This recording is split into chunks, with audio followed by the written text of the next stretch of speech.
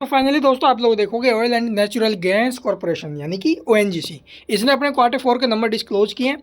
तो कैसे रहे क्वार्टर 4 के नंबर और साथ में क्या कुछ अनाउंस हुआ, अनाउंसमेंट की अगर बात करें तो यहाँ पर देखोगे ₹2.5 पर इक्विटी शेयर से कंपनी ने किए डिविडेंड किया ऐलान, ठीक है। और इसका जो रिजल्ट है वो कैसा और उसका इम्पैक्ट कैसा रहेगा, चलिए वो भी देख लेते हैं। तो यहाँ पर आप लोग देखोगे भी कंसोलिडेटेड स्टेटमेंट देखेंगे, ठीक है। All figure in rupees crore में दे रखी है। यहाँ पर आपको एक क्वार्टर एंडेड और ये आपको जो है भी 12 मंथ एंडेड रिजल्ट्स देखने को मिलेंगे।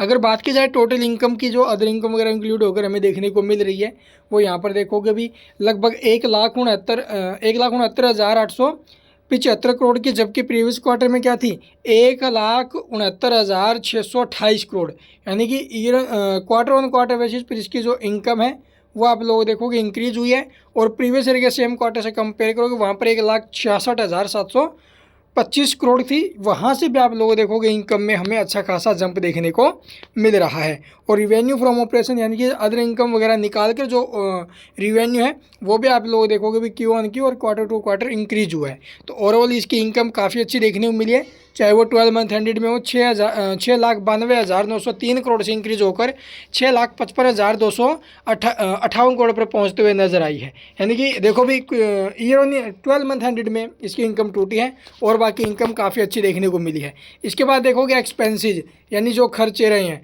तो अब के बारे खर्चे क्या भी 1,54,091 करोड़ के, प्रीवियस में क्या थे भी 1,54,707 करोड़ और प्रीवियस ईयर के सेम क्वार्टर में थे 1,50,815 करोड़। यानी कि ईयर ऑन बेसिस पर एक्सपेंस बढ़े हैं, ठीक है, और क्वार्टर ऑन क्वार्टर बेसिस पर एक्सपेंस थोड़े कम हुए हैं। लेकिन अब के बार जो रिवेन्यू है वो एक्सपेंस से एक बार फिर ज़्यादा है, तो इसमें कंपनी ने फिर से प्रॉफिट बनाया। लेकिन कितना प्रॉफिट है चलिए देखते भी। Net profit for the period अगर बात करें तो अब की बार जो कंपनी ने प्रॉफिट यहाँ पर बनाए हैं वो लगभग 11,526 करोड़ के, जबकि प्रीवियस क्वार्टर में 11,104 करोड़ थे और वहीं प्रीवियस ईयर के सेम क्वार्टर में 6,678 करोड़ के। ईयर टू ईयर आप लोग देखोगे इसके प्रॉफिट्स में जंप है और क्वार्टर टू क्वार्टर भी हमें प्रॉफिट्स में काफ़ी अच्छा जंप देखने को मिल रहा है। और 12 मंथ एंडेड में भी आप लोग देखो 34,040 करोड़ से जो प्रॉफिट है वो 57,100 करोड़ पर पहुँचते हुए नज़र आया है। तो काफ़ी अच्छे रिजल्ट्स, अभी प्रॉफिटेबल रिजल्ट्स हैं और इसका जो इम्पैक्ट है वो कैसा रहेगा चलिए वो देखते हैं। इससे पहले देखोगे अभी अर्निंग पर शेयर की अगर बात की जाए भी ईपीएस की, तो वो यहाँ पर देख सकते हो लगभग ₹8.03 रहा है इस क्वार्टर में, जबकि प्रीवियस में 8.52 था और प्रीवियस ईयर के सेम क्वार्टर में 3.57।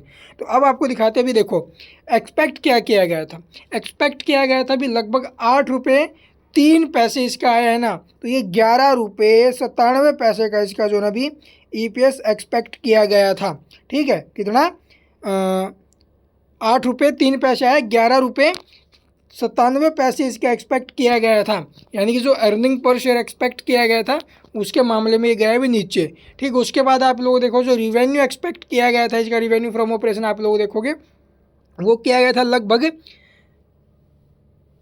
35,000, ठीक है। और आया कितना भी है तो 1 लाख प्लस है, यानी कि यहाँ पर जो है इसने बीट किया है। तो रिवेन्यू के मामले में ठीक है और बाकी आप लोग देखोगे रिवेन्यू के मामले में बीट किया है, लेकिन यहाँ पर जो अर्निंग पर शेयर है ना भाई वो फिसल गया है। अर्निंग पर शेयर फिसला तो इसका कैसा इफेक्ट आएगा एक बार आप भी जरूर बताना कमेंट में। और बाकी रिजल्ट्स ठीक है, इम्पैक्ट पॉजिटिव रहना चाहिए। डेट इक्विटी रेशो वगैरह है, यहाँ पर आप लोग देखोगे ये हमें प्रीवियस के मुकाबले इंक्रीज होते हुए नजर या फिर डिक्रीज। तो ये प्रीवियस के मुकाबले देखो, प्रीवियस क्वार्टर से तो इंक्रीज, लेकिन प्रीवियस ईयर के सेम क्वार्टर से कंपेयर करोगे वहाँ से डिक्रीज है। इसके अलावा ये एक बार वीडियो को पॉज करके जो ये नेट प्रॉफिट मार्जिन है यहाँ पर ये भी आप लोग देखोगे प्रीवियस के मुकाबले हमें इंक्रीज होते हुए नजर आए हैं, ठीक है। क्वार्टर टू क्वार्टर और ईयर ऑन ईयर बेसिस पर इसमें इंक्रीजिंग है। और नेट प्रॉफिट मार्जिन में ऑपरेटिंग प्रॉफिट मार्जिन भी आप लोग देखोगे इंक्रीज हुए हैं। तो कुल मिलाकर रिजल्ट ठीक है, इफेक्ट भी पॉजिटिव रहना चाहिए। And thank you for watching the video.